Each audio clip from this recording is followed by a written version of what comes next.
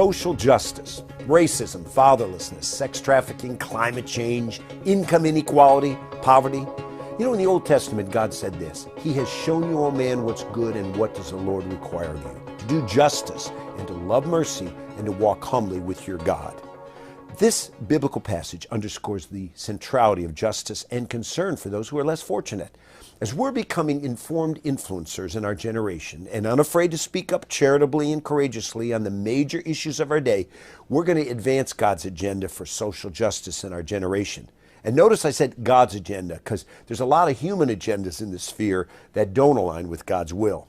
Now, I want you to know God's looking for heroes. King David spoke for God when he declared, quote, "I'll make the godly of the land my heroes." That's Psalm 101. We may not, get a Heisman Trophy, Olympic gold medal, Nobel Peace Prize, or Congressional Medal of Honor, but we can surrender our lives to Christ and let Him use us as change agents, making an impact on the world around us.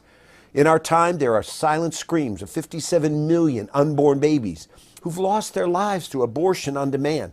Or how about unscrupulous companies pretend they're caring for women when actually they're terminating lives of little future women and deriving riches from the abortion industry? There's people exploited and kidnapped in sex trafficking. There are immigrants who want a better life and want to do things righteously, but they're being hindered through greedy individuals standing in their way. Orphans long for a dad, a mom. Sick and dying people lack proper medical care and need a helping hand. People die prematurely and suffer debilitating diseases because individuals refuse to care for the environment in proper ways. Poverty abounds. Multitudes are shackled in its vice-like grip. Phony politicians pontificate about programs and how much they care, when behind the scenes they're accumulating enormous sums of money unscrupulously, while their annual financial disclosures reveal a paltry, maybe pittance given to alleviate poverty in our day. There's so many other areas that come under the heading of social justice, but let's just start here. Some of the areas we're going to look at in this chapter would be climate change and environmental concerns.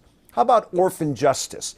That requires individuals to prayerfully consider adoption or financially support those pursuing it. What about racism? Jesus said, "The poor you'll always have with you." No one's going to totally eliminate poverty, but we can do our part. At this point, I'll take a moment to encourage us to be discerning regarding politicians exploiting this issue of poverty to manipulate people for votes. They'll say income inequality, and they'll stoke the fires of discontentment, plus they'll make all these promises of entitlements to those who put them in office.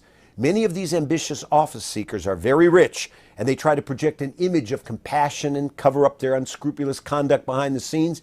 They're also willing to mortgage our children's future by obscene spending of our tax money to pay for their irresponsible ways. Remember Jesus' own words: "I was hungry, you gave me something to eat. I was thirsty, you gave me something to drink. I was a stranger, you invited me in. I needed clothes, you clothed me. I was sick, you looked after me. I was in prison, you came to visit me. I tell you the truth, whatever you did for the least of these my brethren, you did it for me."